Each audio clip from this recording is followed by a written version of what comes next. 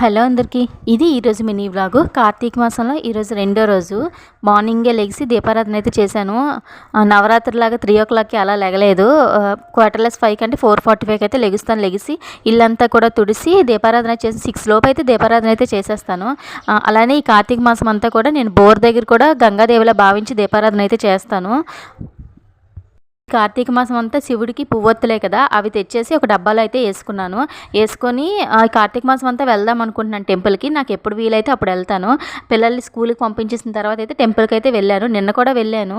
అక్కడ గంట స్తంభం ఉంటుంది కదా, అక్కడ దీపారాధన చేసి దర్శనం చేసుకొని వద్దామని అయితే నేనైతే అనుకుంటున్నాను. చూద్దాం ఎన్ని రోజులు వెళ్తానో ఎన్ని రోజులు వెళ్ళను. భగవంతుడు అనుగ్రహం ఉంటే డైలీ వెళ్తాము. ఇదే మా ఏరియాలో ఉన్న గుడి, వినాయకుడి గుడి, అలానే సీతారాముల గుడి, ఇంకా పరమశివుడి గుడి అయితే ఉన్నాయి. ఏదైనా సరే టెంపుల్కి వెళ్తే కొంచెం మైండ్ అంతా కూడా పీస్ఫుల్గా ఉంటుంది కదా. టెంపుల్కి అయితే నేను మా అత్తయ్య అయితే వెళ్ళాము. చూసారా దేవుడిని ఎంత బాగా అలంకరించారో. ఇక్కడ మా ఊరి గుడిలో అయితే రాముల వారివి ఇంకా శివుడివి కూడా శివకోటి రామకోటి ఉంటాయి కదా, ఆ బుక్స్ అయితే ఉంటాయి. ఎవరైనా వెళ్తే మనం ఒక పేజీ అయితే రాసుకోవచ్చు. ఒక పేజీ అని కాదు, మనకు వీలన్నంత సేపు మనం రాసుకోవచ్చు. నేను నిన్న వెళ్ళేటప్పుడు అయితే రాముల వారిది రాశాను ఒక పేజీ. ఈరోజు అయితే శివుడిది అయితే రాశాను. నాకు దేవుడిది ఏది వచ్చినా సరే అది నాకు భాగ్యంగా ఫీల్ అవుతాను. నాకు అంత హ్యాపీగా అనిపిస్తుంది. చూడండి నేను రాసింది మీకు చూపిస్తాను.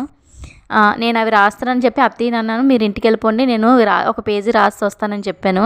అదే నేను రాసేసి మళ్ళీ అక్కడ పెట్టేయచ్చు. మళ్ళీ రేపు మనం వెళ్ళేటప్పుడు తీసుకొని మళ్ళీ రాసుకోవచ్చు. మనకు నచ్చింది ఏముంటే అవి రాసుకోవచ్చు. పెన్నులు